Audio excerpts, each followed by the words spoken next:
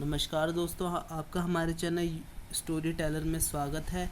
इस वीडियो में हम बीए प्रोग्राम सेकंड सेमेस्टर के हिस्ट्री का सेकंड यूनिट का सेकंड पार्ट डिस्कस करेंगे, जिसमें हम गुप्त काल के बाद आए सामाजिक बदलाव के बारे में चर्चा करेंगे। तो इसमें इतिहासकारों के बारे में बताया जा रखा है कैसे विभिन्न इतिहासकारों ने इस विषय में अपनी अपनी बातें रखी हैं। जैसे परंपरागत जो इतिहासकार थे, उन्होंने गुप्त और गुप्तोत्तर काल में वर्ण व्यवस्था के चतुर्विध विभाग को प्रक्षेपित किया है कि परंपरागत इतिहास के जो लेखक थे, उन्होंने गुप्त और गुप्तोत्तर काल में वर्ण व्यवस्था का जो 4 वर्ण व्यवस्था थी, 4 वर्णों की, उसके बारे में वर्णन कर रखा है। लेकिन जो आरसी हाजरा थे, उनके अनुसार जो कलयुग का वर्णन है वो विदेशी आक्रमण, अस्थिरता, सामाजिक तनाव, संघर्ष और सुखवादी पंथों के उपदेश के आलोक में देखती है। और जो रामशरण शर्मा है, जिनकी अभी बुक भी है एनसीईआरटी की, उनके अनुसार जो कलयुग का आरंभ है वो जाति सम्मिश्रण और शूद्रों के अभ्युदय के कारण हुआ था। यह इसी को ही है, कलयुग को ये सामाजिक संकट की अवधि मानते हैं, क्योंकि इसमें ब्राह्मणों और शूद्रों के बीच जो वैमनस्य था वो बढ़ चुका था। ये एक ऐसा युग माना जाता है जिसमें प्रजा जो थी वो टैक्स कर से लदी हुई थी, विधि और व्यवस्था बनाए रखने की समस्याएं पैदा हो गई थी, परिवार और संपत्ति की सुरक्षा बढ़ गई थी, भौतिकवाद का जो था वो बोलबाला हो चुका था, चोरी की घटनाएं बढ़ रही थी, धार्मिक अनुष्ठान घट रहे थे, मलेच्छ जो निम्न जाति के जो राजा थे उनकी संप्रभुता कायम हो रही थी। और जिनमें विदर्भ के वाकाटक और कांचीपुरम के शिलालेख के बारे में से पता चलता है कि दोनों ही कलयुग के विरुद्ध एकजुटता प्रदर्शित कर रहे थे। कलयुग के विरुद्ध एकजुटता, एक साथ थे दोनों के दोनों और अपना योगदान दे रहे थे उसके विरुद्ध। और ऐसा क्यों पता लगता है हमें, क्योंकि जो वाकाटक और पल्लव थे वो ब्राह्मण परिवार से थे, जिसके कारण इन्होंने शूद्रों के विरुद्ध ब्राह्मणीय प्रतिक्रिया का जो था वो बढ़ावा दिया था, क्योंकि इन राजवंशों की उत्पत्ति ब्राह्मण परिवार से हुई थी। गुप्त काल के उत्तरार्ध से वाकाटकों और पल्लवों ने कलयुग से निपटने के लिए वर्ण व्यवस्था के अनुसार कठोर नियमों को लागू किया। कलयुग को जारी रखने का एक प्रमुख विधि तंत्र था भूमि अनुदान। हम पहले चर्चा कर चुके कि गुप्तों और उनके समकालीनों ने धार्मिक लाभग्राहियों, ब्राह्मणों और मंदिर के पुजारियों को तथा बाद में धर्मेतर लाभग्राहियों, मंत्रियों, असैनिक तथा सैनिक पदाधिकारियों और सौदागरों को भी भूमि अनुदान देना शुरू किया। इस प्रकार राज्य और कृषकों के बीच भूधारी मध्यस्थता के हस्तक्षेप का युग शुरू हुआ।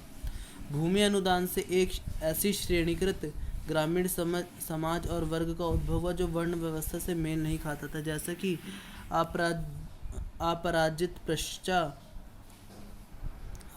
प्रश्चा वास्तुकला पर लिखी गई पुस्तक से जाहिर होता है।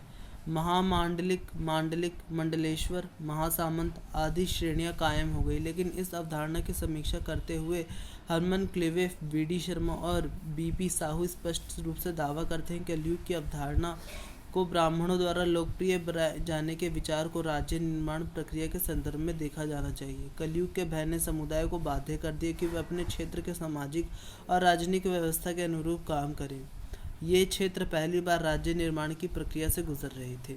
तो इसमें बात की जा रही कि गुप्त काल की शुरुआत में वाकाटकों और पल्लवों ने जो वर्ण व्यवस्था थी उसको किस प्रकार कठोर नियमों के साथ लागू करा, जिसके कारण जो कलयुग था उसमें यह एक प्रकार से प्रमुख विधि तंत्र के रूप में उभरा, जिसमें भूमिदान भी शामिल था।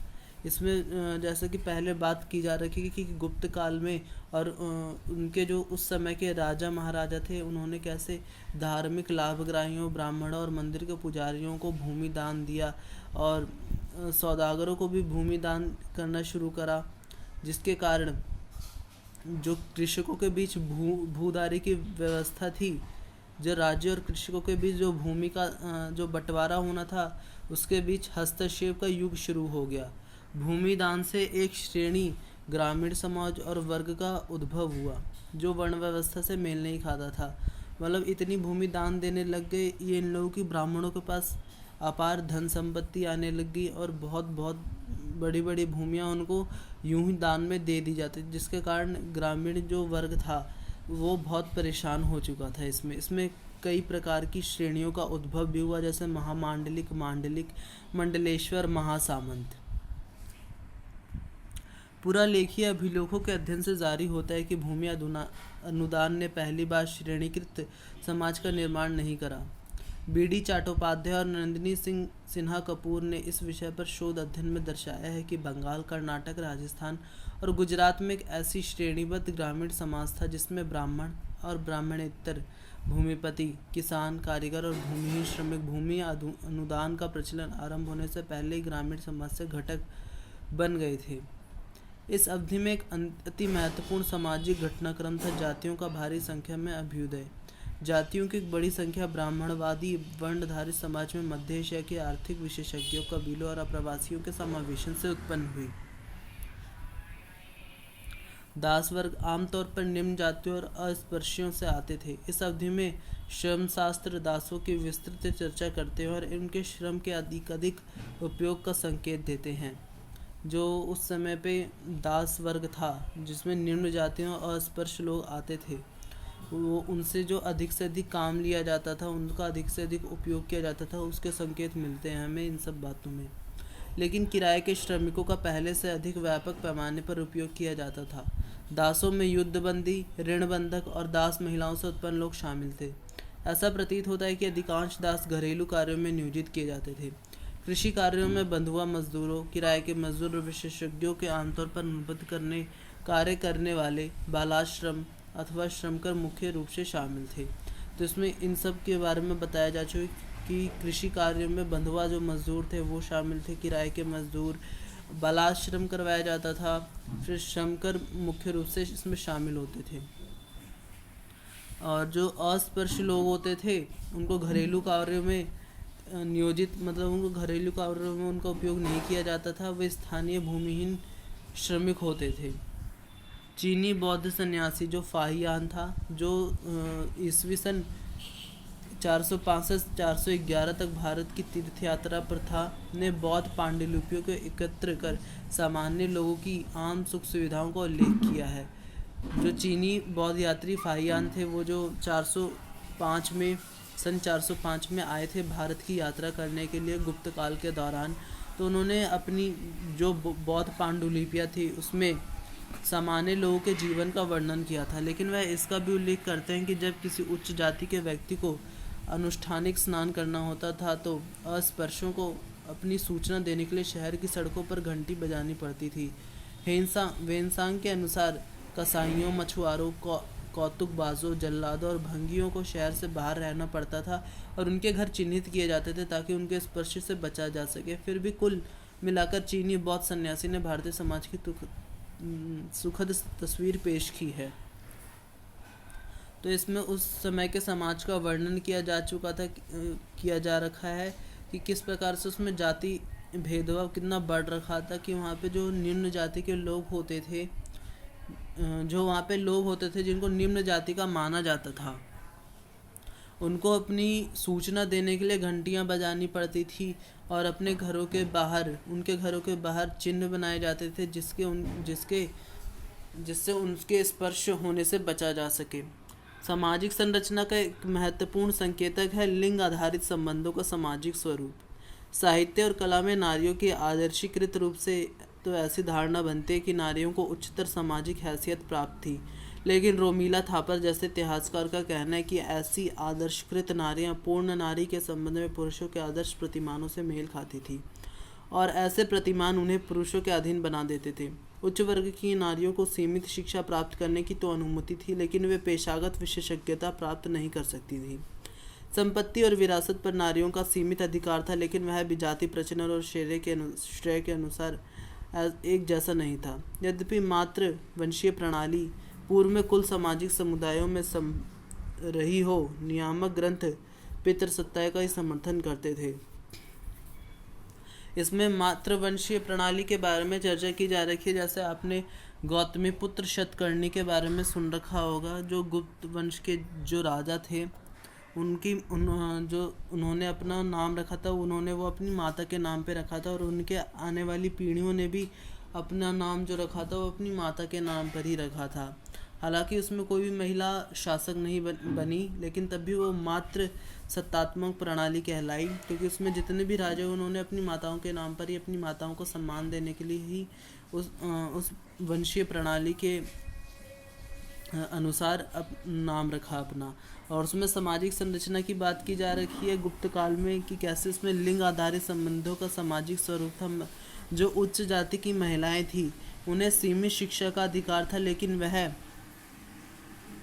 किसी भी चीज़ में विशेषज्ञता प्राप्त नहीं कर सकती थी, वो उसकी अधिकारी नहीं होती थी। तो इसमें सामाजिक संरचना में तो हम पहले जातियों के बारे में बता सकते हैं, किस प्रकार से जातियों का विभाजन हो रखा था, भूमि अनुदान के बारे में बता सकते हैं, और इसमें हम महिला पुरुष के संबंधों के बारे में बता सकते हैं।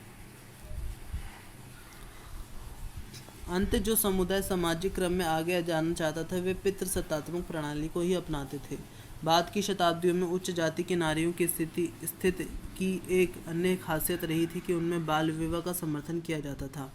विधवा को कठोर संयम का जीवन बिताना पड़ता था। क्षेत्रीय जाति में तो उसे अपने पति की चिता पर आत्मदाह कर लेना पड़ता था। जो सती प्रथा का प्रचलन था वो भी गुप्त काल में ही माना जाता था, इसकी शुरुआत माना जाती थी। माना जाता था कि पति के मरने के बाद पत्नी का इस संसार में कोई भी कार्य नहीं है, अगर उसे अपने पति के साथ ही जाना चाहिए, इसलिए उसे चिता पर बिठा दिया जाता था ताकि वह अपने पति के साथ की मृत्यु के बाद सती हो सके। खासकर उस स्थिति में तो अवश्य जब पति की मृत्यु एक सूरमा के रूप में हुई। इस सती प्रथा का आरंभिक इतिहास साक्ष्य 510 ईस्वी से मिलता है, जब ईरान के एक शिलालेख में इसे यादगार के रूप में अंकित किया गया। बाद के काल में सती प्रथा ने जोर पकड़ लिया। कुछ औरतों ने तो सामान्य स्त्री उपयुक्त घरेलू क्रियाकलाप से मुंह मोड़कर मठवासिनी बनना पसंद किया, अथवा गणिकाओं का प्रशिक्षण ले लिया, अथवा नाटक मंडली में शामिल हो गईं। और आर्थिक बदलाव की चर्चा कर लेते हैं। गुप्त काल में कृषि विषयक अर्थव्यवस्था में लाए गए बदलावों का उल्लेख पूर्व में किया जा चुका है।